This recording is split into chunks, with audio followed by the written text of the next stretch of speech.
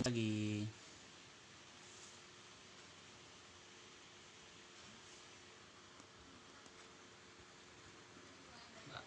Ayo, coba kita undang Mbak Ayu.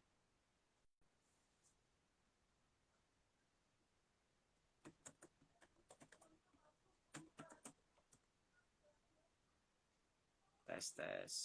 Oke. Masih kejar-kejaran dengan Mbak Ayu ini. Ya, Mbak.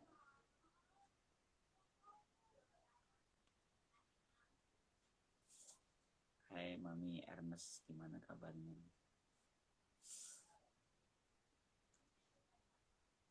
Ini lagi belajar nge-live ini. Tadi diundang jadi narasumber, tapi ternyata malah nggak bisa masuk. Makanya saya coba balik yang mengundang Mbak Ayu ya. Tes tes. Waduh, susah.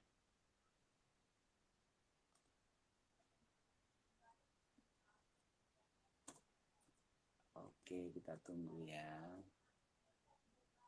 Tunggu sebentar ya. Ini kita sesuai agenda. Biasanya Rabu malam kita adakan punya buku. Punya itu puisi, nyanyi dan buku bersama Mbak Ayu ya. Mbak Ayu ini Mbak Rahayu Hestiningsih, seorang penggiat literasi yang sedang menyelesaikan S2-nya di Jogja. Oke, tadi dia sudah undang saya, gantian. Saya diundang nggak bisa masuk, nah ini sekarang saya masuk duluan, gantian ngundang beliau. Cuman kok belum bisa masuk juga. Ataukah sedang gangguan di IG ya? Kenapa ini? Ini sebenarnya udah episode yang kedua ya. Dua pekan yang lalu kita bahas tentang puisi-puisi kemerdekaan Khairul Anwar, puisi angkatan 45. Kalau malam ini rencana mau ngebahas buku pertama kita. Buku pertama yang biasanya buku pertama itu yang penuh kenangan, yang memancing kita, membuat kita suka membaca. Wow, Bang Ananta, selamat malam Bang. Punten ya Bang, ini teman-teman kalau masih canggung, karena sebenarnya posisinya tadinya saya yang diundang Mbak Rahayu, tapi ternyata gangguan.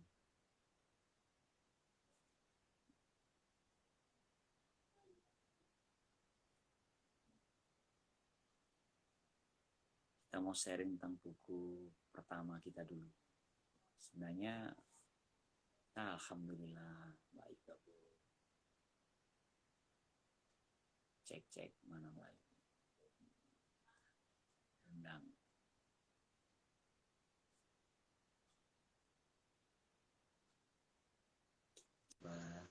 Alhamdulillah. Kak, aduh, Akhirnya aduh. berhasil juga. Kenapa ya Mbak ya? Nggak tahu, nggak tahu Kak, saya benar-benar nggak tahu deh. Oke. Iya ya, saya juga bingung ya. Tadi bener-bener nggak masuk. Iya, Tapi saya tadi tuh bisa saya perasa ngeliat sudah saya bisa ngeliat cuap-cuap, Mbak tapi Ayu kakak tadi. nggak muncul-muncul. Kakak nggak muncul-muncul sama sekali, namanya juga nggak ada. Nggak tahu lah, memang takdirnya begitu kita dipertemukan dengan Iya, nggak apa-apa. limit. Ntar ya, saya ini. Padahal jaringan di laptop itu bagus banget, Kak. Oh gitu ya? Iya sama, saya Mm-mm. juga pakai WiFi. Ini saya matikan yang jaringan ini ya satunya biar nggak timpa-timpa ya. Jadi saya cuma full pakai WiFi Seluler di ya? sini. Iya. Mm-mm. Saya tadi pakai apa? Oh, masih pakai wifi kok. Iya ya, akhirnya live-nya di tempat kakak. Nggak Mm-mm. apa-apa ya. Ya, saya Ya, juga saya canggung karena belum berpengalaman ini jadi host. ya, Host di video. berarti yang jadi narasumbernya saya, berarti kakak yang membuka. Oh iya dong, nggak apa-apa. Tadi saya udah sekilas ngobrol sama yang sebelumnya yang yang hadir dari teman-teman ya. Ya ini kan kita episode Iya, kedua ya Mbak Ayu ya. Episode iya kedua betul. punya buku, puisi, Mm-mm, nyanyi dan buku. betul. Yang pertama kita sempat ngebahas tentang puisi-puisi angkatan 45 ya, Khairil Anwar. Karena pas Agustus Mm-mm. kan. Nah, sekarang ini temanya apa Mbak?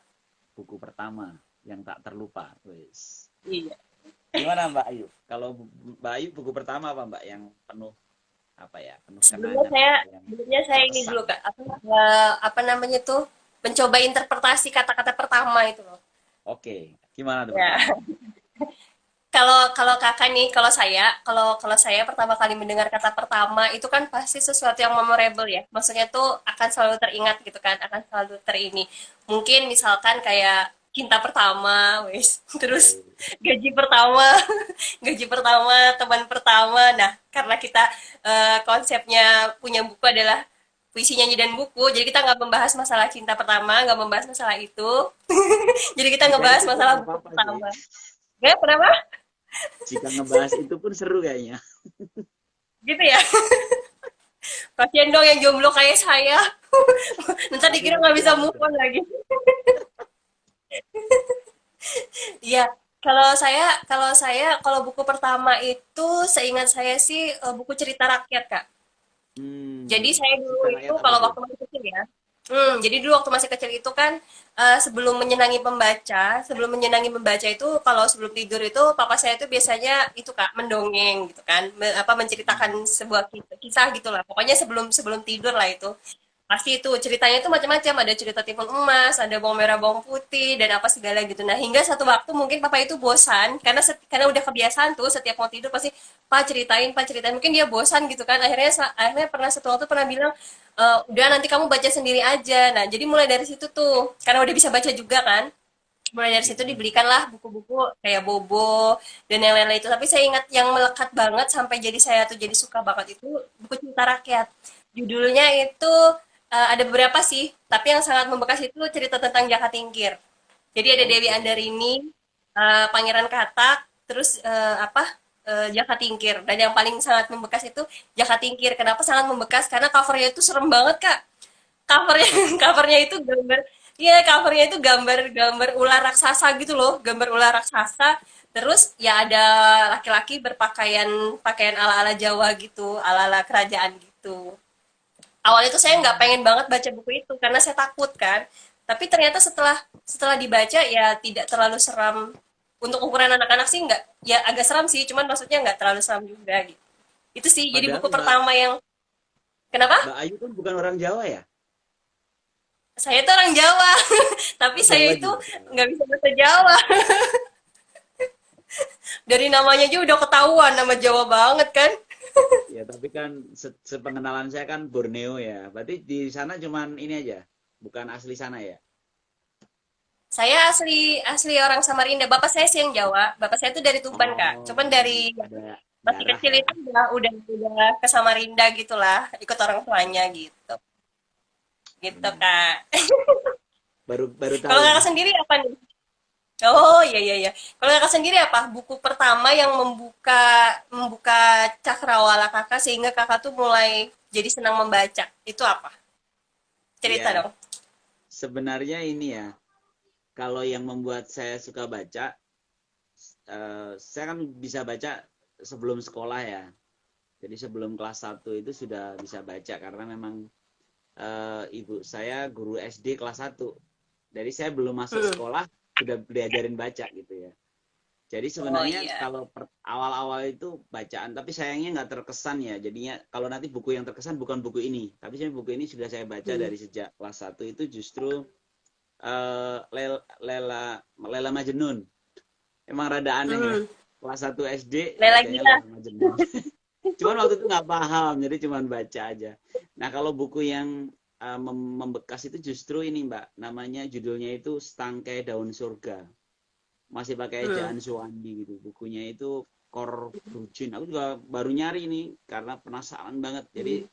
ceritanya mengapa saya mengulang lagi ya buku yang mengesan itu justru di komunitas Mbak Ayu, komunitas sastra Kementerian Keuangan pernah ada obrolan santai tentang buku yang berkesan apa gitu. Saya teringat buku ini judulnya Setangkai Daun Surga. Karena penasaran saya cari karena bukunya kan susah ya, itu kan buku lama sekali. Jadi buku ini saya dulu saya baca di perpustakaan SD saya, SD saya kan beda banget sama Mbak Ayu ya. Kan saya sudah tua ya. 2 kali umur Mbak Ayu ya. Jadi di perpus itu buku ini juga udah buku lama gitu. Jadi buku ejaan Suwandi. Jadi masih Yang masih kertasnya pakai masih hiji. buram-buram gitu ya, Kak? Iya, Kertasnya masih masih hiji. buram-buram. Iya, nah saya akhirnya karena searching-searching nyari dapat perpustakaannya HB Yasin ya online gitu, saya bisa harus jadi member untuk unduh PDF-nya untuk saking penasarannya. Ya.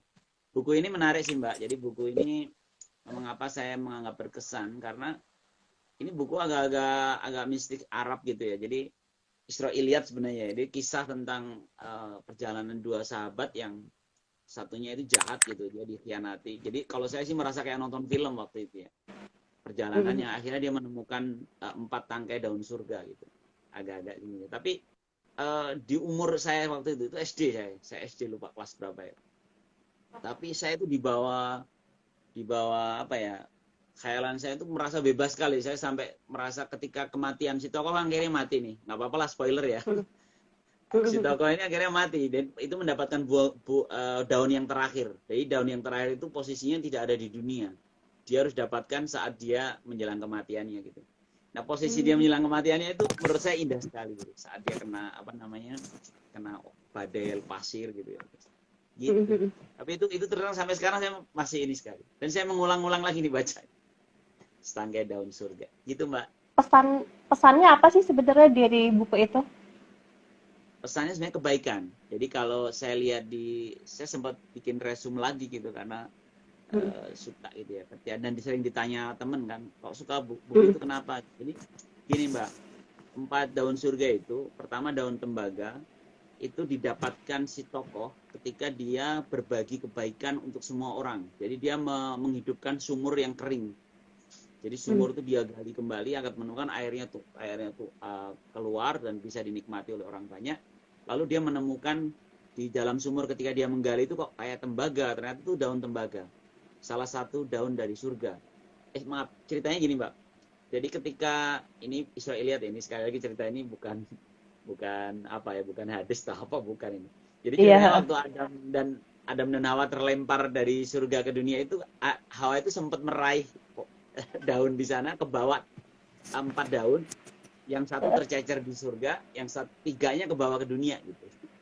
Pertama daun tembaga, kemudian daun perak juga kebaikan. Jadi ketika dia menyelamatkan nyawa seorang budak. Jadi budak yang saat itu di zaman itu nggak dianggap, dia itu selamatkan nyawanya dengan sampai hampir mengorbankan nyawanya. Kemudian dia mendapatkan daun perak. Ketiga daun emas yang dia dapatkan saat dia memaafkan pembunuh. Jadi dia mau dibunuh sampai dengan akhirnya gagal membunuh, dia memaafkan pembunuh itu. Jadi akhirnya dapat daun emas. Nah, daun yang terakhir ada daun intan, itu dia dapatkan ketika dia mengikhlaskan, memaafkan sahabatnya yang mengkhianatinya sampai istrinya terbunuh. Bahkan dia akhirnya mati. Jadi ketika dia mati itulah mendapatkan daun intan. Nah, gitu, Mbak. Jadi kalau apa sih saat itu ya, nah inilah makanya pentingnya bacaan di masa kanak-kanak ya. Terus terang inspirasi itu tertanam betul di kepala gitu, bahwa sebenarnya kan surga itu kita dapatkan dengan kebaikan-kebaikan yang kita lakukan gitu, dengan berbagi dari amal jariah menggali sumur, atau dia menyelamatkan nyawa orang yang tidak berarti gitu ya, waktu itu kan budak ya, kemudian dia memaafkan pembunuh yang ingin membunuhnya, dan terakhir itu bahkan memaafkan sahabat yang di sepanjang hidupnya itu mengkhianatinya tuh, sampai istrinya pun mati karena dia gitu Mbak. Dan akhirnya dia masuk surga, meninggal masuk surga. Ya itu yang membuat saya sampai sekarang masih terngiang-ngiang buku ini. Iya, emang sih kalau misalkan karena kita membacanya waktu masih kecil gitu kan, masih kecil itu kan emang cepet banget ya, maksudnya berkesan sekali dengan kita gitu kan, kayak saya juga sih. Jadi ceritanya yang tentang selain cerita rakyat itu kan saya juga senang baca buku tentang ada buku agak tebal, judulnya itu Qisasul Anbiya. Jadi itu cerita-cerita tentang cerita-cerita kisah-kisah nabi gitu. Cerita-cerita tentang itu. Sama ejanya juga ejaan lama yang J masih DJ gitu-gitu. Dan padahal itu padahal itu kan ada tulisan-tulisan Arabnya juga kan Kak. Cuman karena waktu itu kan ngaji kan baru bisa kayak ikro gitu-gitu kan, masih itu kan. Jadi nggak terlalu membaca bahasa Arabnya, cuman membaca terjemahan-terjemahan yang masih ejaan lama itu. Tapi ya sedikit banyak itu jadi merasuk gitu ke dalam diri juga gitu. Kalau misalkan apa kayak ceritanya Nabi Adam yang tentang pembunuhan saudaranya itu kan apa anaknya itu kan Habil dan Qabil itu kan, oh ternyata itu ya orang yang pertama kali mati di muka bumi ini adalah si Habil saudaranya itu. Jadi tuh ya sampai sampai satu waktu apa pas di masa sekolah ada tugas itu tuh jadi kayak langsung tahu gitu, jadi merasa paling pinter gitu karena udah pernah baca itu kan. Jadi kayak begitu-begitu.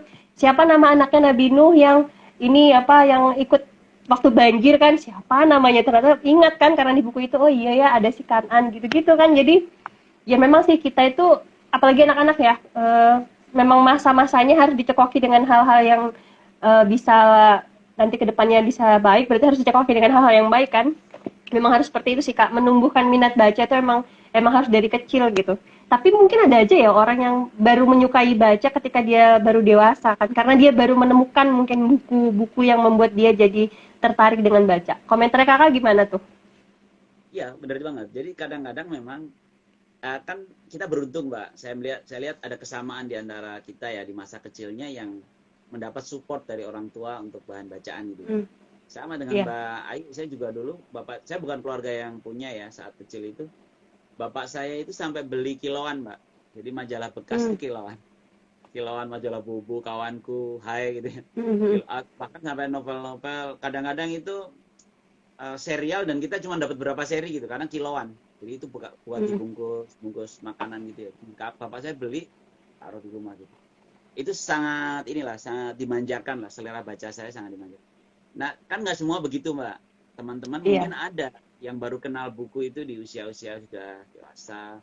Tapi sekali lagi seperti kata Mbak Ayu tadi ya, kata pertama tadi. Jadi kadang-kadang adalah buku pertama yang tiba-tiba mengena di hati. Dan ini memang agak memprihatinkan, Mbak, karena era sekarang kan era digitalisasi ya. Jangan-jangan anak-anak sekarang ini sangat terlambat mengenal buku gitu. Jangan-jangan, saya khawatir ya. Nanti boleh menunggu komentar teman-teman atau bagaimana menurut Mbak Ayu mungkin. Karena kan orang sudah anak-anak sekarang sudah kenal dengan gadget kan. Termasuk dari zaman para pendidik sekarang ini setelah pandemi ini ada BDR itu belajar di rumah. Itu kan akhirnya mau nggak mau anak-anak itu sejak sangat dini sudah mengenal gadget. Dan kehidupan di gadget itu kan kecepatan informasinya bergerak itu kan kadang cepet membuat banget. mereka tidak deep ya, tidak meresapi bacaannya. Itu mungkin menjadi sekedar lalu. Kayaknya Mbak Ayu punya lah pengalaman-pengalaman sebagai penggiat literasi ya, bagaimana membukakan pintu bacaan pertama yang berkesan di teman-teman mungkin. Kalau saya itu kalau soal buku ya, kalau memang sih waktu masih kecil itu alhamdulillahnya disupport sama papa yang selalu membelikan buku kayak majalah Bobo atau apa gitu kan Kak, yang saya cerita tadi kan kayak cerita rakyat atau apa. Jadi memang sampai dewasa pun akhirnya jadi terbiasa dengan buku gitu kan, jadi suka dengan buku gitu. Nah, tapi dulu itu saya juga kebetulan bukan dari orang yang berada, maksudnya jadi tidak harus rutin membeli buku harus sekian gitu, enggak juga. Dan saya itu kan orangnya sungkanan ya, maksudnya terhadap orang tua sendiri pun sungkanan gitu. Jadi kalau misalkan mau minta sesuatu itu harus berprestasi dulu gitu baru bisa bilang pengen itu gitu kan. Jadi kalau membeli buku itu tuh saya benar-benar baru merasa banget itu setelah saya kerja dan saya punya uang sendiri. Akhirnya saya bisa beli buku semau saya gitu kan Kak. Buku-buku novel yang mahal-mahal itu tuh ya akhirnya saya bisa beli setelah saya bekerja.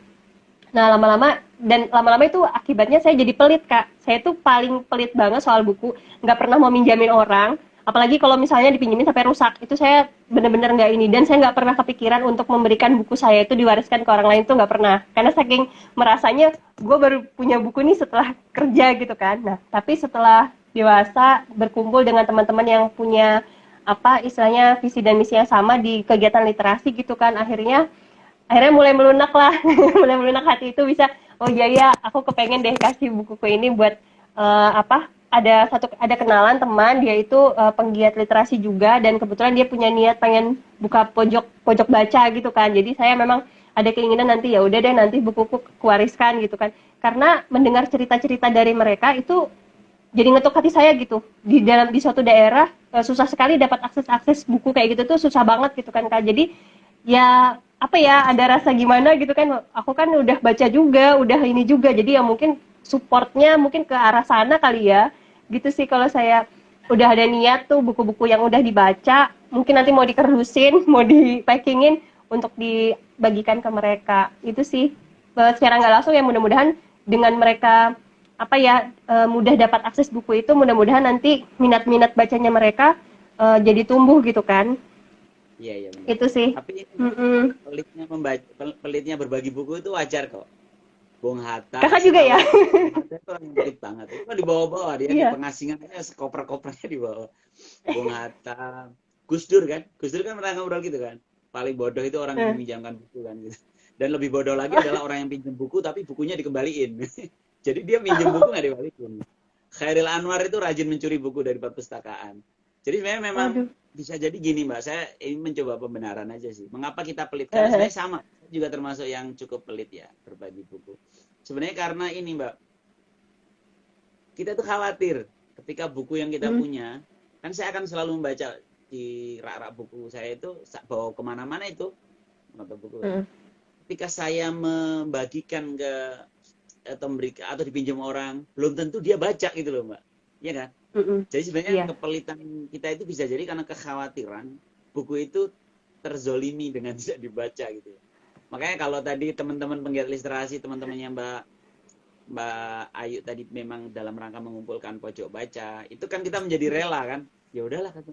Karena memang tahu buku itu akan dibaca dan mungkin bisa jadi Mm-mm. buku pertama yang berkesan bagi seseorang gitu. Oh ada Mbak Ayati Mm-mm. tuh. Ah, Mbak Mbak Ayati Rini. ini katanya Assalamualaikum, kakaknya Mbak Ayu. waalaikumsalam. Iya, ih, Mbak Rini tuh kakak saya banget. Coba tanya deh. Mbak Rini saya adeknya nggak diakuin nggak adeknya. Mbak Rini, aduh.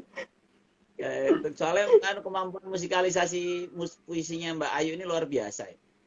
Itu Malam guru ini mau nyanyi nggak? saya. Kenapa? Malam ini mau nyanyi nggak nih? Boleh. Asik. Kayaknya ditunggu-tunggu teman-temannya di rumah nyanyi. Aduh. Itu Mbak Rini tuh sosok sosok inspirator buat saya. Saya tuh nggak pernah menyangka sih sebenarnya kalau puisi itu bisa dibuat.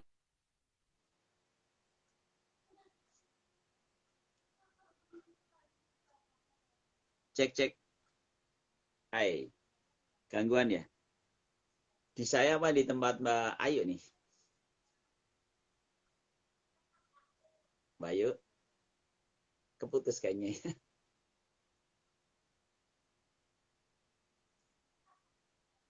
Nah tuh Mbak Rini minta Ayu nyanyi itu. Yes. Ya putus deh. Oke, nanti kita minta anu nyanyi ya Mbak Rini ya. Soalnya baru aja Mbak Ayu itu memusikalisasi puisi saya dan jadi indah banget. Makanya saya pengen ini nanti kalau kalau dia sempat nyanyiin puisi saya. Ntar kita panggil lagi Mbak Ayu ya. Ini memang kita malam ini lumayan ini ya, lumayan. Oke, aku masih kedengaran ya Mbak Rini ya.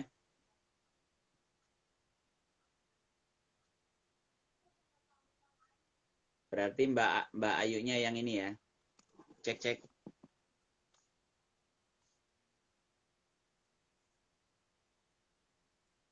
Ya. Jadi tema kita tema buku pertama yang berkesan sebenarnya tentang musikalisasi atau musik dan nyanyi dan aduh putus lagi nih Mbak Ayu. Oke.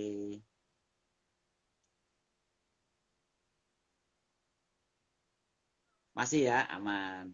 Atau Mbak Arini mau gabung? Siap, siap. Oke. Cus, undang. Ini Mbak Ayu masuk lagi. Pak ada Bu Santi. Siap, selamat bergabung Bu Santi. Hai, hai Mbak. Keputus ya. Kakak minta maaf. Kayaknya jaringan di saya deh kayaknya. Soalnya tadi Mbak Rini bilang di tempatnya Mbak Rini kakak baik-baik aja. Berarti saya nggak baik-baik aja nih. Oh, ya nggak apa-apa lah. Mungkin Jogja lagi ini ya. Iya, Oh, Mbak iya Rini tadi kayaknya. saya Nggak tahu ajakin. deh. Waktu Hah? Kenapa? Mbak Ayu keluar tadi, Mbak Rini tak ajakin, ayo mau ikut gabung apa gitu. Katanya jangan dulu gitu. Kapan-kapan mungkin bisa kita ini ya. Kita undang biar kolaborasi berdua lah. Ini sama-sama Kak, musikalisasi kita puisi. kan Mbak Rini kan itu, Mbak Rini kan ada nerbitin buku puisinya kan. Nah, boleh tuh nanti kakak kurasi, kita bedah bukunya Mbak Rini gimana? Seru kan? Boleh. Udah punya belum Mbak Ayu? Punya Mbak Rini? Udah dong. Nggak Udah mungkin ya? lah bukunya kakak saya nggak punya, nggak mungkin lah. Instrumentalia ya? Apa judulnya? Iya. Bagus, bagus. Tapi saya susah banget loh untuk buat musikalisasi itu, nggak tahu, susah aja gitu, nggak belum bisa dapet yang enak gitu. Jadi Memang nggak tahu ini deh, ya. memang beda ini. Soalnya Mbak Rini tuh ciri khasnya tuh ini banget gitu kan, bagus banget lah pokoknya lah kakak saya itu mah. Mbak Rini itu petik ya. Mainnya di petik ya. Kalau Iya. Mbak ini kan Mm, suka mm, mm, lele. mm. Apa namanya gitar lele ya? Kalau yang dipakai Mbak Gitar Rini. lele. Sebenarnya saya punya gitar yang besar kayak punya kakak juga, ada juga, tapi waktu itu kan mau saya bawa, cuman sama ade di rumah, nggak usah dibawa Mbak, kamu beli di sana aja, dia bilang begitu. Jadi ya udahlah saya bawa yang kecil aja. Jadi Padahal ceritanya kayak gitu. punya kekhususan jadi permainan. Jadi teman-teman saya yang mungkin belum kenal Mbak Ayu ini silakan ikuti kontennya ya. Paling lagu-lagu apa? Tikus. Itu favoritnya. Itu sangat favorit banget. Nah, itu gini loh Kak, makanya saya bilang ternyata tidak hanya buku yang menjadi memorable banget di saya, itu musik itu juga. Jadi awalnya itu karena papa saya itu lagi-lagi papa ya, papa itu emang ininya banget ke saya. Kalau orang bilang anak perempuan itu cinta pertamanya papahnya ya, itu dah seperti itu deh ya kan, bener kan? Kakak kan juga ini nih, punya anak perempuan kan, pasti adanya seperti itu. Jadi dari kecil itu saya udah terbiasa mendengar lagu-lagu Kus Plus. Lagu-lagu Kus Plus itu udah nempel banget di kepala saya gitu. Nah, ketika tiba-tiba ada satu band replikanya dia dengan gayanya yang milenial itu, akhirnya ngikutin dan memang langsung cinta aja gitu, langsung ngeklik aja gitu sama mereka gitu. Jadi ya seneng aja, jadi tikus apa cover lagu tikus gitu-gitu, hari-hari loh Kak saya setel itu beneran. Nanti ini Mbak Ayu, kan kita ini konten kita kan punya buku ya, puisi, nyanyi dan Hmm, buku. Jadi selain bedah buku, kita bedah lagu. Gitu. Karena saya boleh. lihat blognya Mbak Ayu juga membahas lagu-lagunya dalam banget sampai grupnya berdirinya dan itu luar biasa. Iya, iya. Iya bener banget. Jadi di blog saya itu ada satu tema namanya Song of the Day gitu kan. Karena saya memang hari-hari itu nggak mungkin nggak dengar musik gitu. Pasti dengar musik. Sesibuk apapun pasti dengar musik gitu kan. Jadi ya itu kepikiran aja. Pengen deh ngebahas, nggak cuma didengar nih, cuman kita coba gali lebih dalam aja tentang itu. Ya walaupun interpretasinya macam-macam ya kayak, maksudnya ya bisa tentang lagu tentang cinta, tapi interpretasinya beda gitu-gitu kan. Seperti itulah.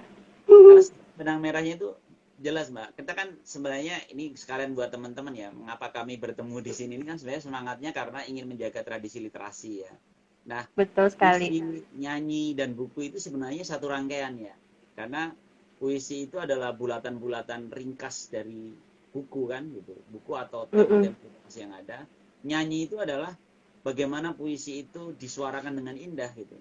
Dan akhirnya nanti pada Mm-mm. buku kan gitu. Sehingga memang kita berharap sih nanti obrolan-obrolan ringan yang nyaman ini semoga bisa tetap memantik teman-teman eh, kembali menyukai literasi gitu. Saya ingat ini Mbak, Iya. bagaimana Mbak berkeinginan membagi buku-buku ke anak-anak gitu kan. Anak-anak yang memang mungkin dia punya kesulitan mendapatkan buku kan. Sebenarnya untuk beberapa pihak gitu, saya yakin ya ini teman-teman yang ada di sini yang mungkin mengikuti acara kita ini pun punya akses buku yang sebenarnya cukup luas, tapi bisa jadi belum tergerak untuk membaca buku ini, buku itu. Mm-mm. Nah, kami Mm-mm. berharap di obrolan kita ini nanti memantik itu kan. Contoh tadi itu ya, saya cerita satu buku yang terkesan, Mbak menceritakan kisah Sul Anbiya atau mungkin kisah-kisah rakyat tadi. Dengan memantik itu kan akhirnya ngecek lagi kan, oh iya buku apa ya yang terkesan. Harapannya gitu ya Mbak ya. Iya bener. Kakak percaya nggak? Saya pernah, karena saking sukanya dengan cerita Joko Tingkir itu, jadi satu waktu saya pernah ikut satu komunitas menulis kan, komunitas menulis, tapi itu ada tantangannya. Tantangannya adalah merubah cerita yang sudah terkenal dengan ending yang berbeda. Jadi saya apa ya, cerita apa gitu, karena cerita Joko Tingkir itu begitu berkesan di saya gitu, jadi saya angkatlah cerita itu. Tapi nah kalau cerita aslinya sebenarnya kan Joko Tingkir itu kan pernah dengar nggak sih Kak ceritanya tentang Joko Tingkir itu? Yang itu kan yang Raja Medang Kamulan yang jadi makan manusia gitu kan, karena satu ketidaksengajaan saat juru masak itu memasak ternyata terpotong jari tangannya kan, nggak sengaja dia, entah dia waktu itu sedang berhayal tentang sesuatu hal dan nggak sengaja potongan jari tangannya itu masuk ke dalam mangkuk makannya si Prabu Dewata Cengkar, itu akhirnya termakan dan itu jadi membuat dia jadi terkesan banget, oh ternyata enak ya daging manusia itu. Akhirnya dia mulai menyukai makan-makan daging manusia itu. Sebenarnya ngeri Kak ya, maksudnya untuk ukuran anak-anak gitu, tapi saya nggak tahu itu berkesan banget di saya gitu. Jadi hingga masyarakat atau warga-warga di sana akhirnya jadi korbannya si Prabu Dewata Cengkar itu kan. Akhirnya ada seorang pemuda bernama Joko Tingkir yang datang. Beliau adalah orang yang istilahnya berilmu juga. Akhirnya singkat cerita dimusnahkan lah itu. Nah, cuman ke endingnya kan seperti itu. Akhirnya Joko Tingkir jadi raja penerusnya gitu kan. Nah, cuman karena tantangan waktu itu menulis adalah merubah cerita yang sudah terkenal menjadi ending yang berbeda. Akhirnya saya rubah. Joko Tingkir itu juga nggak sengaja memakan daging manusia dan kesalahan dari tukang kokinya juga Kak. Itu saya itu sempat agak-agak takut juga sih, boleh nggak ya saya merubah cerita seperti ini, karena kan udah lumrahnya di masyarakat, udah ceritanya kan begitu, itu kan kayak sejarah ya, maksudnya cerita. Iya, tapi akhirnya ya saya sih karena niatnya hanya untuk mengembangkan imajinasi aja gitu kan, untuk mengembangkan imajinasi aja, akhirnya ya saya buat endingnya seperti itu. Jadi nggak nyangka aja sih kalau Joko Tingkir ternyata makan manusia. Kenapa? Namanya diplesetin dikit kali ya, Joko Tengkar. Waktu itu sih nggak dipleset-plesetin, jadi beneran setelah dia jadi raja. Tapi sebenarnya tetap ada nilai yang disampaikan lewat cerita itu, bahwa ternyata seseorang yang punya peranan besar untuk masyarakat banyak tuh sebenarnya harus punya keseriusan gitu ketika dia dapat amanah itu gitu kan, walaupun hanya tukang masak ya, koki gitu kan, tapi ketika dia melakukan satu kesalahan yang mungkin dia anggap itu masalah kecil gitu kan, tapi ternyata tuh dampaknya besar banget gitu kan, gak nyangka aja ternyata selain Prabu Dewa kan, karena kesalahan koki yang pertama tuh Prabu Dewata Cengkar akhirnya jadi makan daging manusia kan. Semua pertama korban-korbannya adalah yang para tahanan. Setelah itu mulai beranjak sampai ke warga-warganya semua gitu kan. Jadi ya seperti itu gitu kan, agak-agak ini juga. Jadi makanya nilainya adalah ketika kita dapat satu tanggung jawab meskipun kecil sekali, tetap harus kita ini juga, harus kita tidak boleh remehkan juga gitu kan, karena kita kan nggak tahu kan kayak apa dampaknya nanti seperti apa gitu kan. Itu sih. Itu pas berapa Mbak baca cerita itu?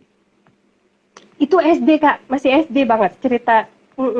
SD banget itu. Nih, kalau yang sudah terlewat sekarang udah dewasa, paling tidak ke anak-anaknya ya. Ya artinya Iya benar.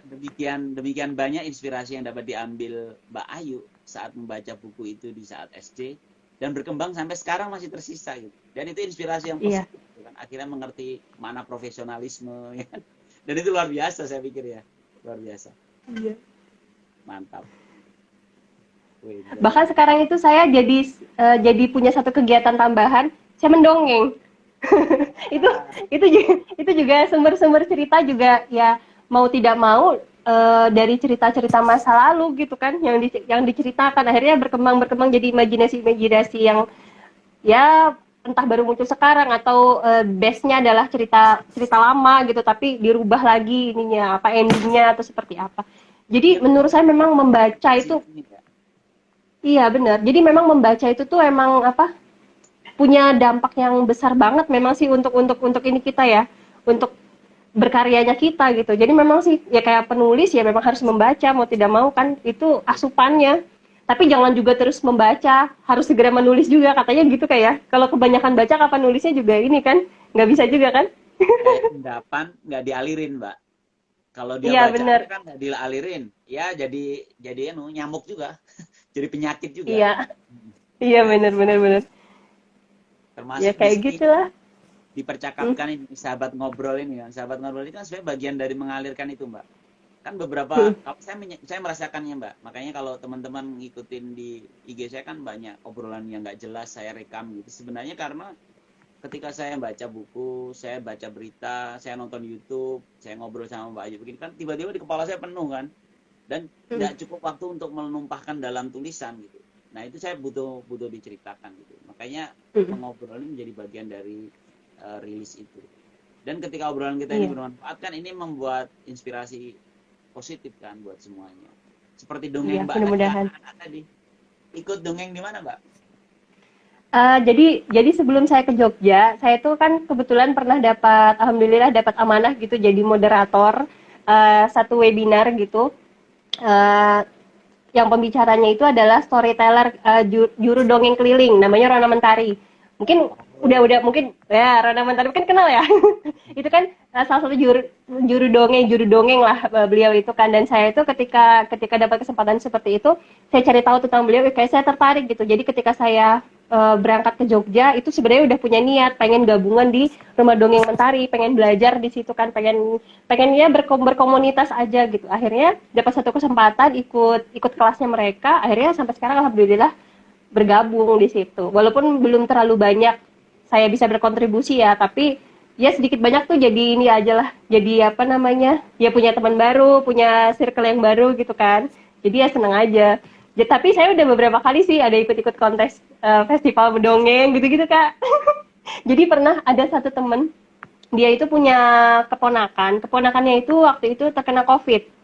Jadi dia itu awalnya dia cuma bilang, Mbak Ayu bikinkan ini dong video semangat gitu, video semangat aja, maksudnya biar si anak ini bisa semangat, karena dia nggak hanya minta kepada saya tapi minta kepada teman-teman yang lain juga kan. Jadi akhirnya teman-teman yang lain pada bikin video. Nah entah kenapa saya tanya tuh, oh ternyata anak-anak ya. Jadi saya kepikir lah bikin dongeng, cerita dongeng. Akhirnya ya saya buatkan cerita dongeng itu untuk dia. Dan itu tuh cari inspirasi apa ya, ceritanya tentang apa gitu. Karena waktu itu kebetulan saya lagi seneng-senengnya pengen bikin cover-cover lagu anak-anak waktu itu. Jadi kepikiran aja, oh ya deh cerita tentang ini. Waktu itu cerita tentang burung kutilang. Jadi saya itu mengcover lagu tuh nggak hanya lagu-lagu dewasa Kak, sebenarnya lagu-lagu anak-anak juga ada. Lagu-lagu dangdut dari semua genre juga ada. Random banget. Ikutin di YouTube-nya luar biasa itu, beragam banget. Iya. Ya, malam ini mau nyanyiin lagu yang itu apa yang mana? Ya. Saya itu dapat kehormatan ya, ada seorang penyair itu ada bilang ke saya pada waktu itu, dia bilang ini kayaknya polanya bagus nih, puisi ini dijadiin lagu, dia bilang begitu. Jadi ya waktu itu saya terimanya malam, terus saya susah banget interpretasi ini kayak apa sih lagunya, ini kan masih nggak ini, jadi ya udahlah besok paginya saya tinggalin gitu kan. Akhirnya besok paginya sekali pandang aja udah dapet itu ininya, apa mau dinyanyikan itu aja. Berjodoh ya. Berjodoh puisi. Saya coba ya, saya agak-agak lupa. Gimana Kak pertamanya Kak? Bentar, saya lihat dulu apa ya. Mana ya catatan saya, ininya apa, liriknya, saya lupa. Jasad Panang. Oh iya, Kak. Waduh, di mana ya di situ? Bentar. Oh, iya. Coba ingat-ingat dulu. Kedengaran suaranya? Sip. Selalunya tes sound dulu, kayak orang ngeband kan gitu kan, tes sound dulu, gaya banget.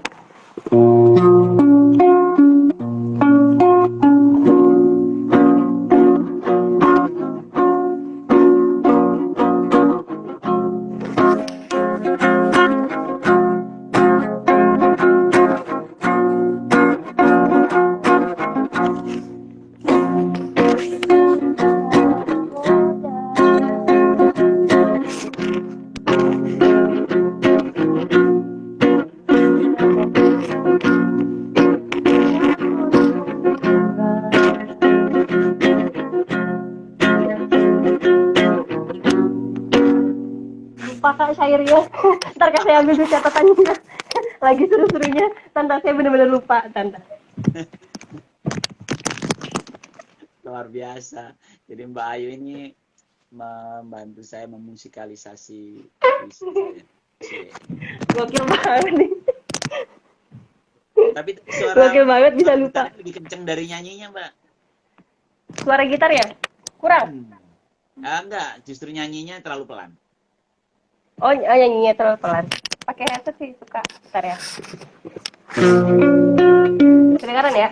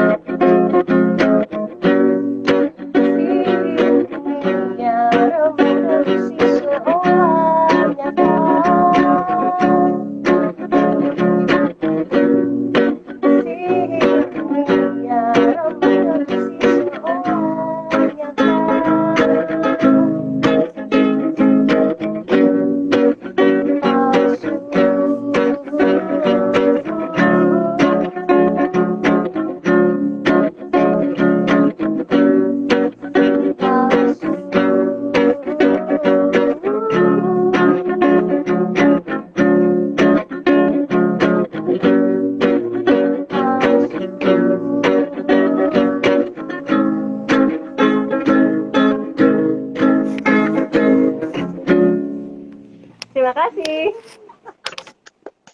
Terima kasih. Keren, keren. Itu karyanya Kaputu loh, teman-teman. Itu karyanya Kaputu. Judulnya Palsu. Makasih, ya. Iya, saya tuh ngerasa ada beberapa puisi kan yang memang ada pola gitu ya, Mbak ya. Makanya saya ketika baca Benar. puisi sendiri, tapi setelah di post itu, wah, kayaknya polanya itu bisa jadi lagu nih. Saya minta ke Mbak Mhm. Ayu, langsung jadi, luar biasa. Dan itu prosesnya nggak lama ya, Mbak ya? Proses apa namanya produksinya, proses Nggak lama. Cuman karena kakak waktu itu kirimnya malam, mungkin karena saya nggak bisa dapat interpretasinya aja sih tentang itunya gitu. Tapi begitu besok pagi, begitu habis kuliah, saya ingat banget habis kuliah tuh saya susun, saya bikin itunya kan. Saya coba ini tentang apa ya? Oh, tentang kepalsuan. Berarti kan ada kayak kejengahan gitu ya. Maksudnya kesel banget, kekesalan atau sesuatu hal yang nggak jengah banget lah, intinya seperti itu kan. Jadi berarti nada-nadanya ya seperti kayak saya cerita sama kakak, kalau saya proses lagu kan ada nadanya dulu kadang-kadang atau liriknya duluan gitu, karena liriknya sudah ada, mencari nadanya aja sih. Biasa kutak-atik kayak gitu deh, akhirnya ya alhamdulillah ya dapat. mantap, mantap. Lagi beruntung itu kan, lagi beruntung. Saya menikmati sekali. Jadi sejak mulai denger itu saya kayak takut kalau berubah, kalau jadi kok saya khawatir kalau mengubah nadanya yang udah di bagus sekali, Mbak. Makasih sekali, Mbak Ayu ya. Jadi Iya, lebih terang. sama-sama. Nah itu juga satu sisi juga karena visinya emang udah bagus, visinya udah bagus juga gitu. Jadi jadi ya tinggal ininya aja sih, tinggal ngalirkan. Tapi mungkin kalau misalkan Mbak Rini yang mendapatkan itu mungkin akan lebih bagus lagi, pasti saya yakin banget ya. Kita kapan-kapan ya sekalian puisi ke Mbak Rini ya. Nitip juga. Iya, bilang aja tiba-tiba gitu kan, tiba-tiba Mbak Rini minta tolong dong, tiba-tiba begitu. Saya tuh bikin musikalisasi puisi yang minggu kemarin yang tentang aku itu sempat saya kirim ke Mbak Rini, sempat saya minta saran sama beliau gitu. Sempat saya minta, Mbak ini gimana, dengerin dong musikalisasi saya gitu-gitu. Ada dapat masukan gitu kan. Kenapa? Yang Khairil Anwar ya? Iya, yang Hairil Anwar itu. Terus saya kirim, pertama saya rekam suara juga, saya rekam dulu. Belum bikin rekaman video sih, masih rekam dulu, terus saya kirim ke Mbak Rini untuk diperdengarkan gitu kan, untuk didengarkan. Kata Mbak Rini, masukannya sedikit aja sih, cuma di bagian intronya aja. Di intro tuh harus lebih apa gitu, dia bilang gitu kan. Cuma waktu itu kan lagi sibuk kan, kebetulan lagi kuliah gitu kan, jadi ya sudahlah. Pakarnya ya. Diserahkan pada pakar. Iya. Makanya saya tuh pengen banget loh Kak bisa ketemu sama Mbak Rini, beneran deh. Kalau saya ke Jakarta mudah-mudahan bisa ketemu sama Mbak Rini. Kita sama, saya juga belum ketemu kok. Tetanggaan deh. Bertiga nanti ketemu sama kakak bertiga gitu kan. Terus kita Insya Allah. kita live nyanyi bareng ya. Asik. Tapi Ya, saya bisa begitulah nyanyi, saya namanya. bukan puisi aja lah. Nah, iya. Iya gitu. Kak, kalau saya mau tanya nih, kakak memberlakukan ini nggak sih, apa namanya, menumbuhkan kecintaan membaca juga nggak sih sama anak-anaknya kakak? Ya memang nggak mudah sih, seperti yang saya sampaikan tadi ya. Zamannya itu beda gitu ya. Baik. Mm-mm. Saya sampai ini Mbak, saya itu ketika saya ke Gramedia, saya bilang ke anak-anak, kalau kalian ambil buku, Bapak bayarin. Saking udah Mm. pokoknya kalau buku Bapak yang traktir lagi. Kalau yang lain boleh dia nabung dulu kan untuk beli apa. Tapi kalau buku monggo. Karena Mm-mm. saya berharap dia bisa menguasai buku. Dan memang ya belum terlalu ini juga. Sampai kalau udah SMP itu saya bina gini Mbak. Ke anak saya kan udah kuliah 1, SMA 1, Mm. baru SD ya. Yang udah agak gede itu mesti saya tembak. Kamu baca buku selain buku pelajaran, buku apa? Saya minta Mm-mm. dia harus baca dulu, harus pernah membaca buku di luar buku pelajaran. Ya seperti yang Mm-mm. Mbak Ayu tadi kan, Mbak Jaka Tingkir aja ternyata kemana-mana pikirannya. Karena menurut Iya. saya, ya, itu inspirasi yang luar biasa. Kalau sampai nggak sempet pernah baca ya, tapi memang belum ada yang sesuka buku seperti saya ya. Anak-anak Mm-mm. nggak tahu nanti kalau Mungkin karena dia belum menemukan buku yang berkesan itu tadi mungkin. betul. Yes. Kalau kakak kan udah menemukan buku yang berkesan, jadi mungkin jadi menambah apa dan akan selalu teringat dan juga akan selalu menambah keinginan untuk terus membaca gitu kan. Mungkin seperti itu kan. Jadi sesuatu yang berkesan lah buat dia gitu. Jadi memorable-nya ini banget gitu kan. Mungkin kayak Yes. begitu. Memang ini Mbak, saya suka menggarisbawahi kata pesan dan kesan itu Mbak. Kan kalau kita kayak mau perpisahan atau sambutan kan, saya dong kesan dan pesan gitu ya. Sebenarnya kan dua hal yang sangat sangat penting ya. Dan kesan menurut saya jauh lebih dalam gitu. Kalau pesan itu kan misalnya saya pesan ini ya, tolong jangan gini-gini, itu kan kognitif ya. Tapi ketika bicara kesan itu kan lebih dalam. Seperti tadi ketika buku yang Mbak baca tadi Joko Tingkir saat SD tadi, kalau hanya pesan-pesannya kan sebenarnya sederhana kan, kognitif aja kita kan. Iya. Tapi ketika bicara buku itu berkesan buat Mbak, ternyata sampai sekarang pun masih terngiang-ngiang ya, ceritanya terngiang-ngiang. Saya pengennya gini Mbak, ini terus terang menjadi bagian salah satu dari doa saya gitu. Saya itu pengen menjadi inspirasi positif, jadi memberikan kesan positif untuk orang-orang di sekitar. Sebenarnya misinya sederhana, seperti yang Mbak tadi, gimana dengan anak-anak saya gitu. Anak-anak saya ini kan sekarang anak-anak milenial ya, dia itu sebenarnya sendirian di rimba belantara digital gitu kan, betul kan ya? Dia Iya. buka handphone, dia di dunia, dia sendirian di situ. Apa yang menyelamatkan, apa yang menjaga mereka ya, menjaga mereka adalah ya Allah.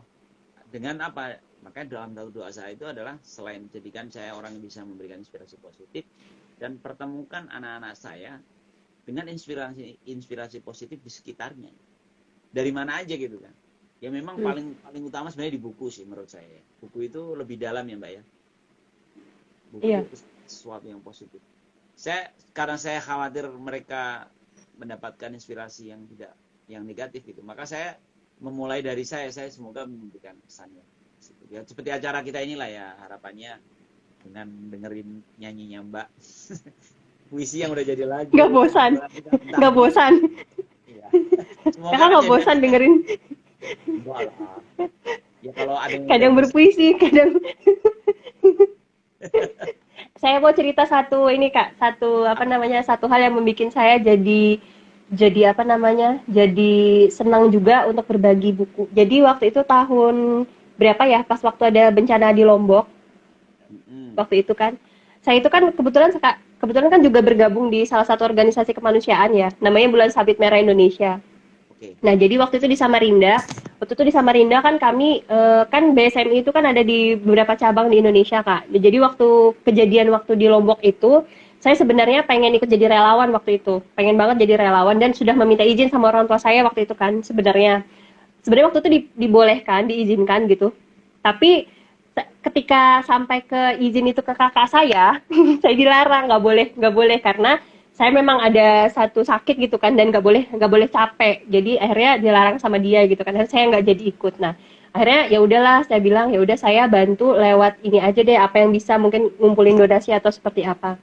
Nah satu waktu kepikiran aja tuh pengen kan yang jadi korban di sana juga banyak anak-anak juga ya, ngelihat dari laporan-laporan teman-teman yang dari BSMI lain itu kan ngelihat banyak anak-anak juga jadi korban, mereka di pengungsian dan lain-lain. Akhirnya saya kepikiran untuk ngumpulin majalah-majalah atau buku-buku yang tidak terpakai. Dan alhamdulillah waktu itu ketika saya buka pengumuman itu, alhamdulillah ada teman saya, dia langganan majalah Bobo banyak banget Kak, segini hampir segini tinggi banget. Akhirnya dia kasih ke saya, dia bilang ya udah buat itu aja, buat mereka aja. Akhirnya benar-benar saya sangat berterima kasih sekali, namanya Mbak Atni, dia ngumpulin, dia punya koleksi buku majalah Bobo untuk untuk anaknya itu, dan dia kasih begitu aja. Saya kumpulin, saya kerdusin, akhirnya saya kasihkan ke teman-teman yang akan terjun ke lapangan waktu itu, dibawakan. Dan terus yang bikin saya sangat senang sekali adalah ketika di sana anak-anak itu pada senyum semua kan dapetin majalah itu. Mereka kan difoto kan, mereka megang majalah Bobonya, terus mereka difoto tuh senyum, senang banget mereka gitu. Jadi seolah-olah kayak bencana itu udah kayak nggak terasa gitu di mereka, karena mereka udah dapat satu itu. Jadi saya tuh senang banget. Jadi waktu itu ya udahlah, saya nggak bisa berangkat ke sana, nggak bisa langsung. Memang saya kan nggak punya keahlian dalam bidang kesehatan ya, cuman waktu itu saya berpikirnya saya bisa bernyanyi, saya bisa menghibur. Pikiran saya waktu itu seperti itu, pengenin aja sih bisa manfaat buat orang sih. Ternyata ya itu kan karena kendala kakak saya nggak mengizinkan, kan kakak juga orang tua ya, jadi kita harus juga mendengarkan apa kata dia gitu kan. Ya udahlah, akhirnya gitu, akhirnya saya coba ya itu tadi ngumpul, karena mungkin karena memang saya sukanya di literasi gitu kan, jadi ya cobanya mengumpulkan hal seperti itu. Dan sangat senang sekali ngelihat mereka megang bukunya dan difoto gitu, itu bahagia banget gitu. Itu Itu bukti sih. kekuatan literasi, Mbak. Jadi ketika dia membaca, dia menemukan buku. Tadi kata Mbak Ayu, seolah-olah dia melupakan musibahnya Iya, gitu. Jadi iya, sebenarnya memang senyum banget. betul, kekuatan bacaan itu di situ. Bahkan ada satu kalimat begini kan, kita bisa berhari-hari tanpa makan dan minum, tapi kita tidak bisa satu detik pun hidup tanpa harapan. Jadi sebenarnya baca buku, dengar cerita yang positif gitu ya. Makanya tadi sebenarnya saya jadi ingat ini Mbak, saya pernah membantu teman-teman sekolah alam di Bantar Gebang, kan deket sampah ya. Hmm. Ketika saya diminta ngasih ngasih kayak pesan itu, saya bingung juga saya mau ngomong apa gitu ya, bukan ustadz, bukan guru gitu. Ya udah saya pegang gitar, saya nyanyi lagu Balon Gua Ada 5. Balon Gua Ada 5, ya mereka nyanyi bareng, kita nyanyi bareng, tapi di situ nanti terus saya cerita maknanya apa sih Balon Gua Ada 5 itu. Jadi kan Balon Gua Ada 5 itu kan seperti harapan-harapan yang kita miliki kan. Kita tuh punya banyak harapan, Iya, punya banyak mimpi ya, punya banyak kenikmatan ya, orang-orang yang kita sayangi gitu. Lalu ada betul. meletus balon hijau, itu kan kehilangan salah satu kan. Iya. Jadi ketika kita kehilangan salah satu, maka waktu itu saya dongengnya di yatim piatu ya, yatim piatu. Makanya saya nggak nyangka itu, bayangin ngomongin lagu Balonku Ada 5, itu ada ibu yang nangis, ibu-ibu yang mengantar anaknya. Karena saya bilang ada yang hilang, lalu kalau kata pesan lagu itu kan, ketika meletus balon hijau, balonku tinggal Hati 4, sangat kacau. aku pegang erat-erat kan. Jadi yang dipegang erat-erat itu sisanya gitu. Jadi tidak menyesali yang meletus, tapi mensyukuri yang masih ada. Gitu. Masih ada. Iya. Betul kan? Jadi ternyata di Iya. lagu-lagu anak-anak pun ada pesan-pesan yang bisa membangkitkan harapan. Ya gitu Mbak ceritanya. Kayaknya Mbak Anu lebih banyak pengalaman kalau bicara lagu ya. Ya, seperti yang saya cerita di blog itu, ada satu lagu dari Niji, judulnya Kau dan Aku, ya diambil coba diinterpretasi lagunya. Terus lagunya Peter Pan itu lagu pertama kali saya belajar gitar dengan itu, dan makanya itu sangat berkesan juga buat saya gitu. Mimpi yang sempurna.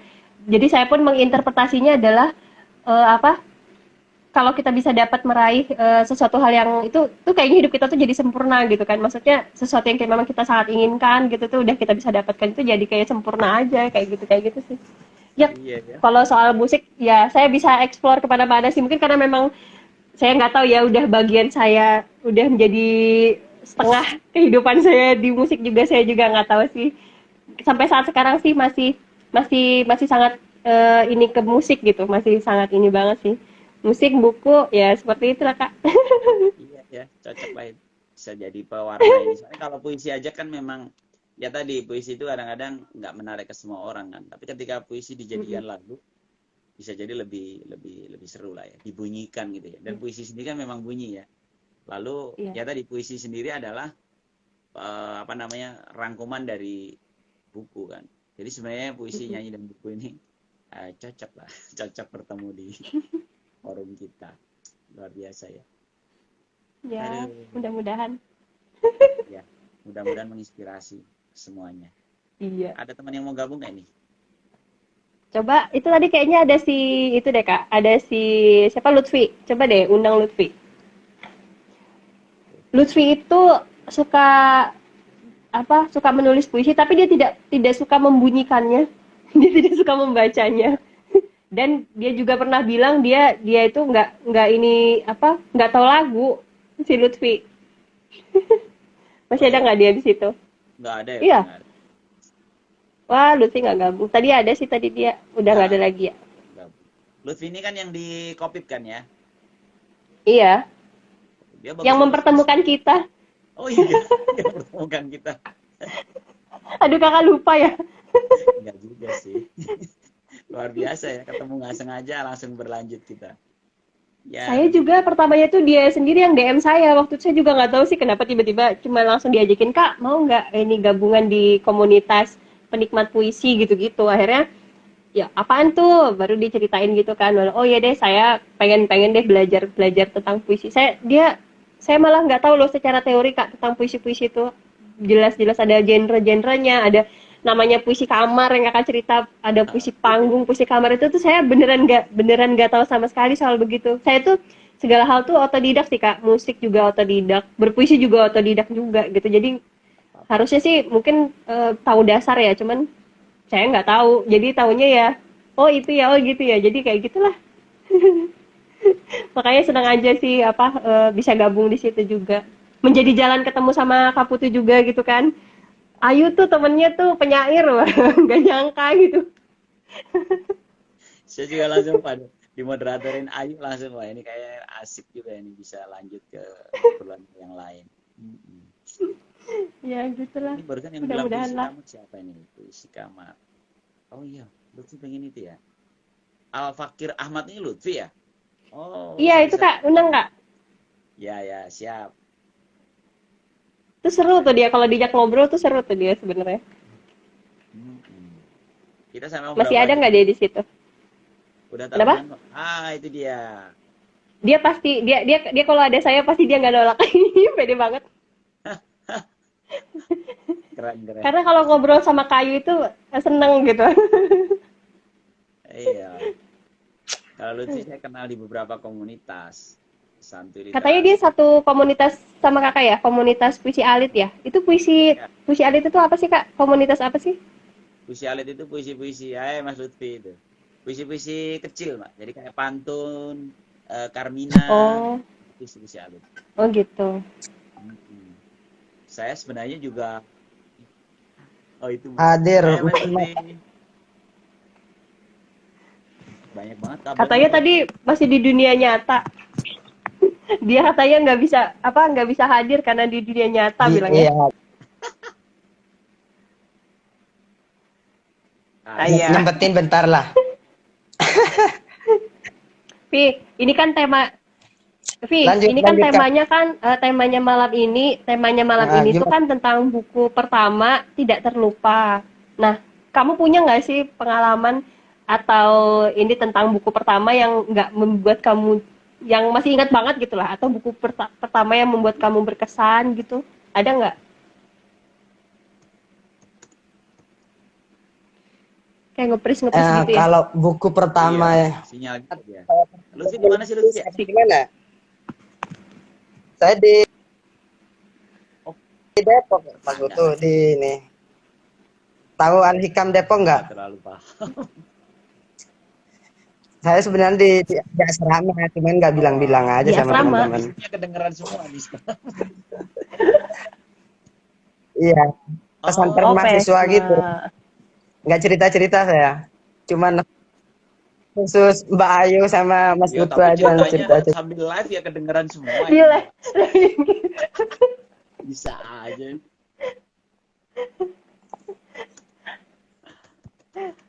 Iya nih Mas Lutfi, kita lagi bahas buku pertama yang berkesan nih.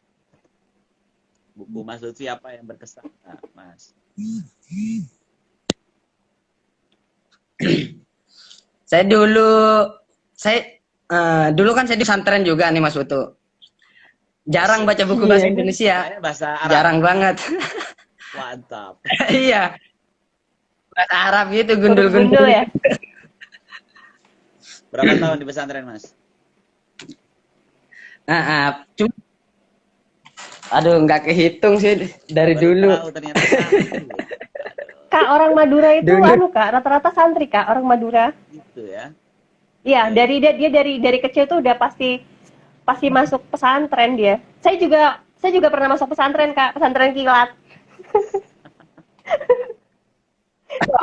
Tapi saya iya, Sebulan iya, gitu, tapi Kak. saya dulu pernah Sebulan. loh waktu SD kan ikut pesantren kilat. Terus saya jadi peserta terbaik beneran Kak, pernah 10 besar, pernah. Cocok. Iya, itu kan pesantren kilat kan satu sekolah terus kita jadi 10 besar kan ya lumayan lah.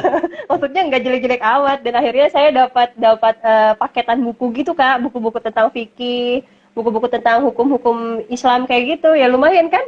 Maksudnya di zaman dulu gitu kan. Ini lumayan banget. Ya. Kalau ya, buku yang agak waktu di pesantren saya baca itu yang masih ingat buku bahasa Indonesia ini.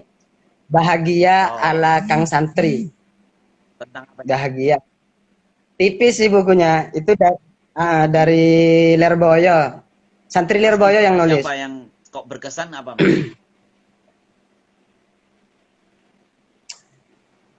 Di situ itu kayak ini aja, sesuai dengan pola pikir saya aja menyikapi apa itu kebahagiaan, Itu umur berapa? bagaimana Jadi cara apa? berbahagia gitu.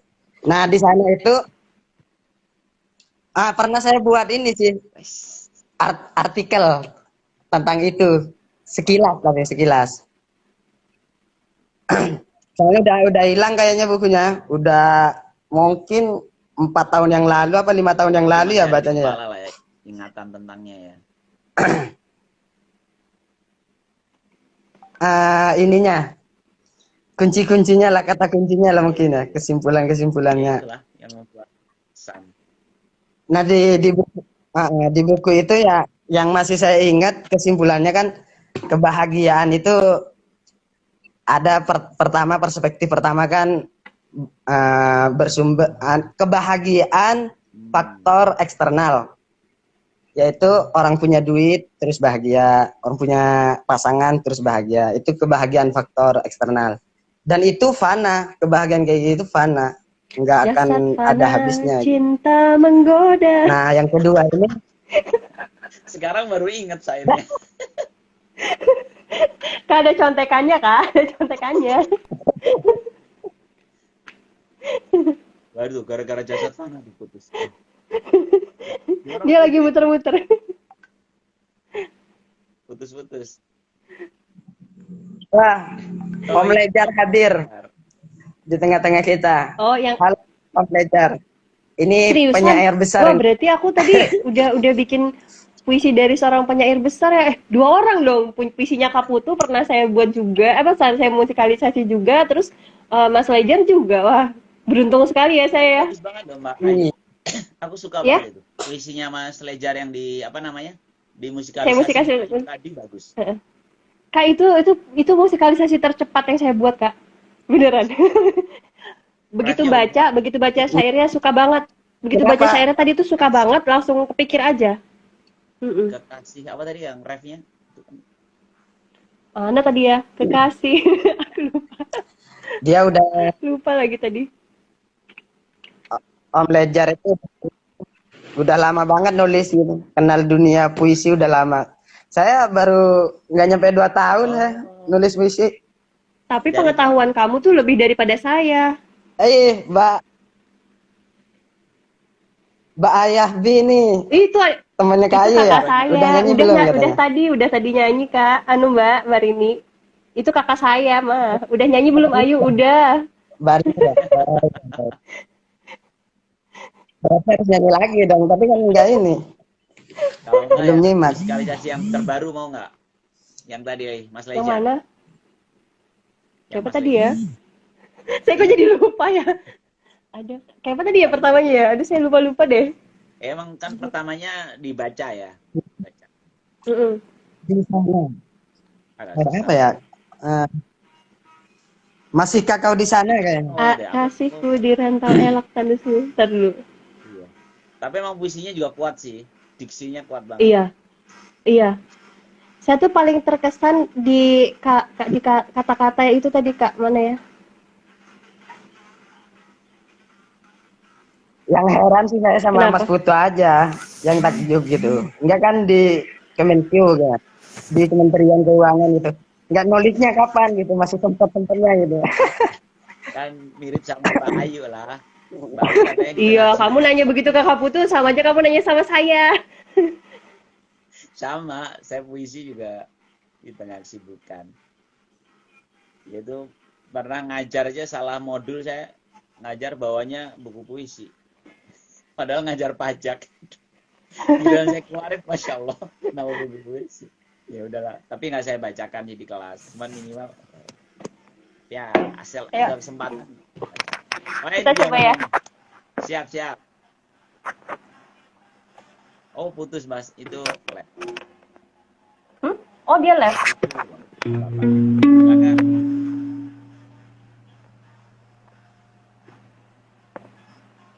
Apa tadi ya Kak kuncinya?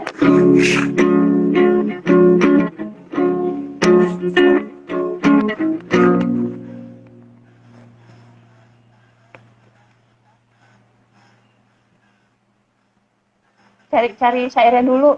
Mana tadi ya? Aman lancar nih. Cari syairnya dulu. Lancar, isinya lagi mau dinyanyiin nih. Materinya jadi pajak bersajak. Sebentar.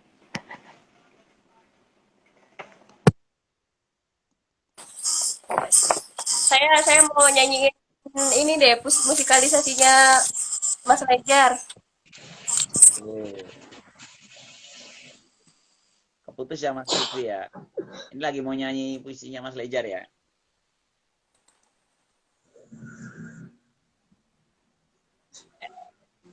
Oke. Kata kata Om Lejar tuh, materinya jadi pajak bersajak katanya. Iya, bersanja juga itu pajak dan sajak. Boleh, boleh, boleh.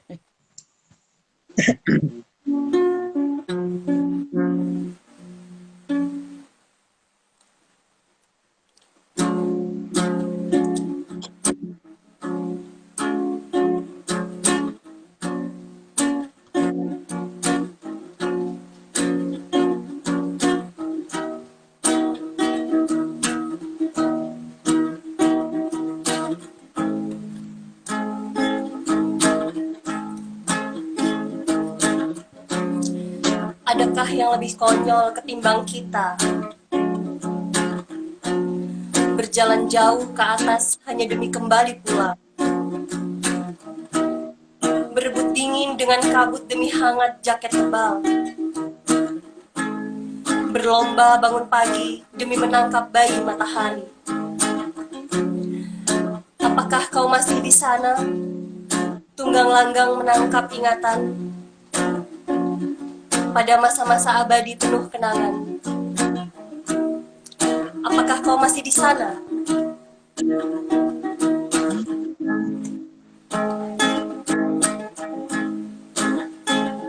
Kasihku dirangkai elok tandusmu, dua musim bersanding, rintik hujan dan sejuk silirku menyelidutimu. Maka tetaplah kau menjadi kau, selalu menggaung gemakan cintamu. Kasihku di rantau elok tandusmu, dua musim bersanding, rintik hujan dan sejuk silirku menyelimutimu. Maka tetaplah kau menjadi kau, selalu menggaung gemakan cintamu. Jelas nggak sih? Soalnya apa ini tadi ganggu-ganggu gitu dah. Kayaknya bagus yang pertama deh. Saya tuh Baru tiba-tiba tadi loh lupa. padahal. Kenapa? Bikinnya baru tadi kan itu. Iya, lupa Kak. Maksudnya tuh tiba-tiba tuh lupa aja gitu chord. Nah, kelemahan saya juga adalah saya kadang nggak bisa hafal chord lagu, kecuali lagu itu emang sering banget saya iniin gitu, saya mainin gitu. Kadang-kadang lupa gitu. Mangan ya. Ih, dapat pujian dari Marini itu senang banget loh, asik katanya.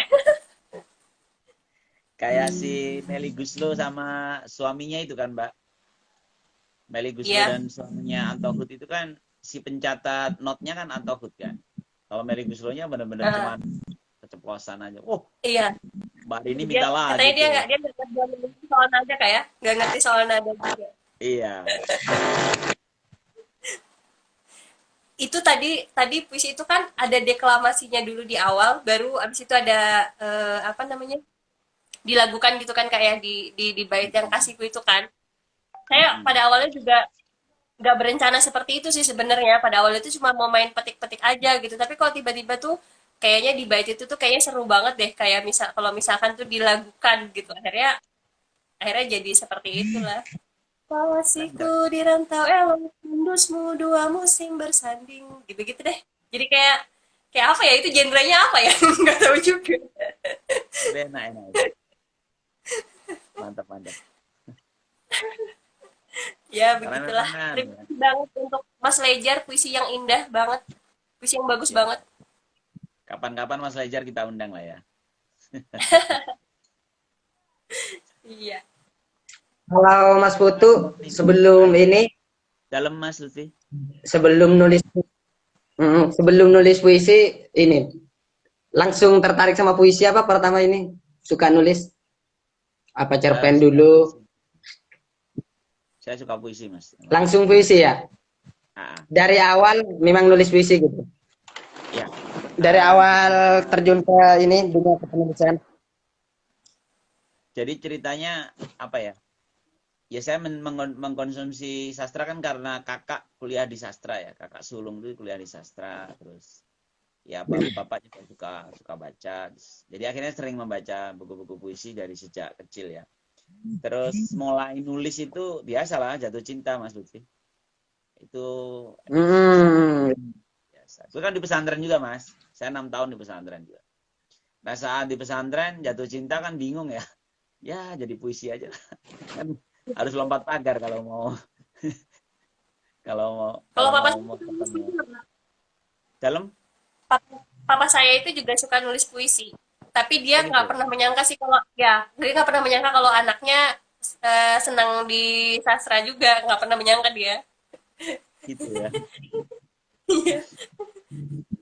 Jadi Emang emang kayaknya bener-bener kayaknya diri saya itu kayaknya tuh gambarannya papa banget gitu. Maksudnya puisi juga ini, terus musik juga ini kan. Dan supel-supelnya kalau ke orang itu juga beliau, sosok beliau papa banget. sehat. Papa masih sehat. Alhamdulillah masih sehat. Insya Allah. Banggalah punya putri yang copy pastenya. Satu-satunya loh kak, yang lainnya cowok semua. Jadi dia harus bangga, Oh, soalnya cuma punya satu anak perempuan. ya itu keuntungannya, Oh, Mbak. sama aja. Keuntungan yang anak perempuan yang berinteraksi dengan saudara laki-laki itu akhirnya lebih terbuka kan. Jadi kan Hmm. memang secara secara fitrahnya kan perempuan itu sebenarnya kan lebih menutup ya.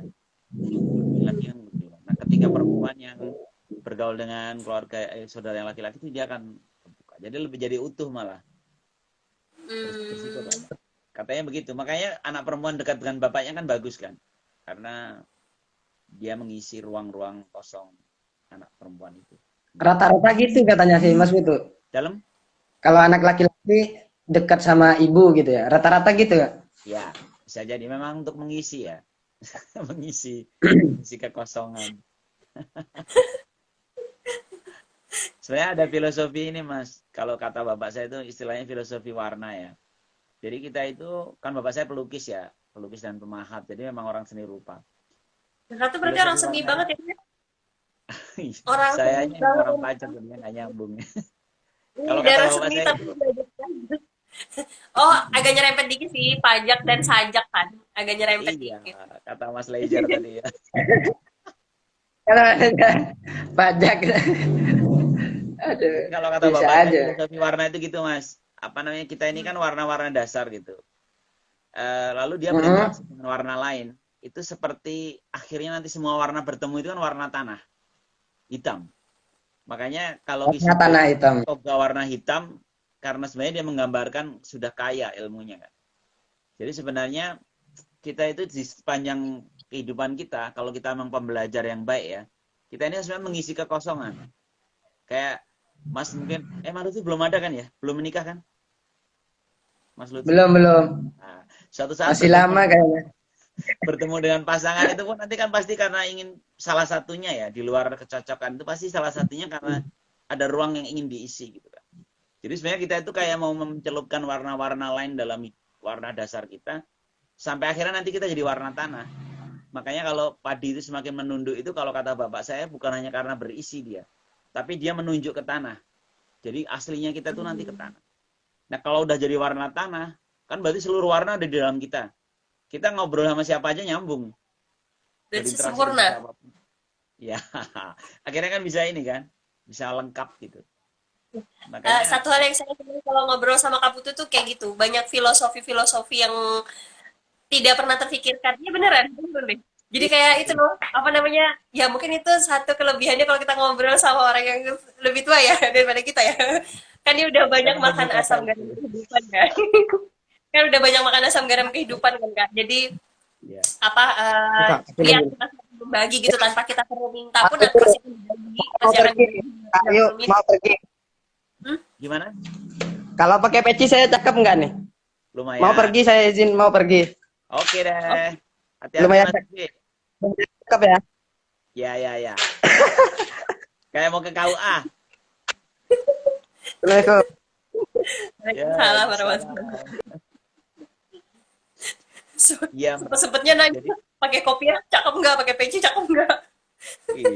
Itu nanya ke aku apa nanya ke Ayu ya? Nggak tahu. Ya cakep lah, semua orang kalau pakai peci cakep lah. Ya. Seperti mau ke KUA itu kan. Bajunya warna putih lagi kayak persis banget ya. Ya gitu Kak. Jadi Ya, apa kalau ngobrol sama Kak Putu tuh alhamdulillah apa namanya ya dapat insight baru sih untuk saya pribadi ya. Dari sesuatu hal yang saya nggak pernah membaca, nggak pernah dengar apa gitu, tiba-tiba tuh ada aja gitu kan. Kayak saya ingat banget kemarin itu menunjukkan Mbak kalau bahasa itu bertumbuh. Nah itu oh iya ya gitu ya gitu masih nempel juga di kepala saya kayak gitulah Kak. Jadi apa ya jadi ya itulah jadi insight baru aja bener aja kalau misalkan teman-teman bisa ngobrol bareng kita nih saya sendiri merasakan dapat insight baru gitu dapat dapat sesuatu hal yang baru lah gitu sih. iya jadi Mbak kalau saya sih ngelihatnya pada ya tadi istilah istilah penyair sendiri kan sebenarnya hanya karena orang-orang yang menangkap yang tersurat kan. Tersirat ya. Selain tersurat ya Berat. tersirat. Jadi sebenarnya kemampuan menangkap itu menjadi pembelajar yang baik kan. Nah, sebenarnya kalau kita sudah terbiasa seperti itu, kita kan sebenarnya menangkap setiap saat ya, menangkap kesan-kesan gitu. Terkadang kesan yang tertangkap itu hilang karena nggak kita ikat. Nah, ikatan itu mungkin kalau buat kita penulis puisi, menulisnya dalam bentuk puisi. Tapi sebenarnya salah satu ikatan sebelum akhirnya kita tulis adalah memperbincangkan, menurut saya Mbak ya. Ya seperti yang kita lakukan sahabat ngobrol ini kan sebenarnya dalam rangka mengikat apa yang kita tangkap gitu. Kita pernah Iya. tangkap di mana, diikat gitu kan. Ketika udah diobrolin gini kan jadi semakin menggumpal kan. Gitu Iya. kali ya. Iya iya sih bener sih mungkin Kayaknya udah yang nggak satu ada di jam kepala lewat ya. juga udah ada di kepala kenapa Kak? Udah 1 jam lewat ya.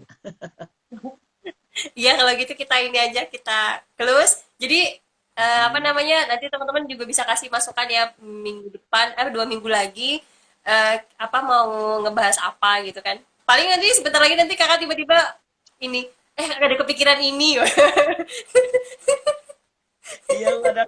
Kalau mau sebenarnya aku tiap minggu pun berani kok itu karena banyak banget di sini kepala kan pengen ngomong ini gitu. Kakak itu loh kak, kakak list aja, kakak list aja, Siap. kakak list Oke, aja, nanti kita ini biar ya. biar nggak hilang, kan mengikatnya dengan tulisan kan, jadi ditulis Ya, kalau nggak ini. jangan semuanya ditumpahkan ya. Iya, jangan gitu. Nanti ini.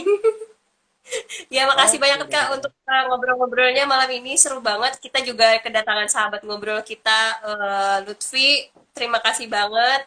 Beliau juga perantara yang mempertemukan kita. Kan katanya kalau kalau orang apa seseorang itu akan dikumpulkan bersama yang sama-sama ini ya kayak apa sih satu frekuensi atau apa gitu kan ya katanya kan kayak gitu kayak ya Iya, iya. akhirnya tuh bisa jadi seperti ini gitu kan mudah-mudahan lah mudah-mudahan yang kita usahakan untuk dalam mengembangkan literasi ini bisa terus-terusan insya Allah mudah-mudahan seperti kayak gitu mohon doanya juga saya mudah-mudahan juga bisa apa namanya menjalankan niat saya itu yang saya bilang untuk membantu teman-teman yang di pojok baca itu di daerah ini sih kak di daerah Jawa Barat juga memang sih daerah dia memang dicerita memang sangat susah sekali untuk akses buku gitu kan jadi mungkin setelah saya kuliah setelah saya balik lagi ke Samarinda akan saya mulai kumpulkan itu buku-bukunya mudah-mudahan bisa dikirim Kabar-kabarin lah nanti kalau saya juga siapa tahu bisa ikutan. iya asik asik banget makasih banget Kak Putu mudah-mudahan sehat selalu Amin, amin. Oke ya, terima cukup kasih ya juga ada Mbak teman-temannya. Dini dan yang lainnya ya Salam Kak literasi. Assalamualaikum Nah, siap, Waalaikumsalam warahmatullahi wabarakatuh. Makasih Mbak Ayu. Cus.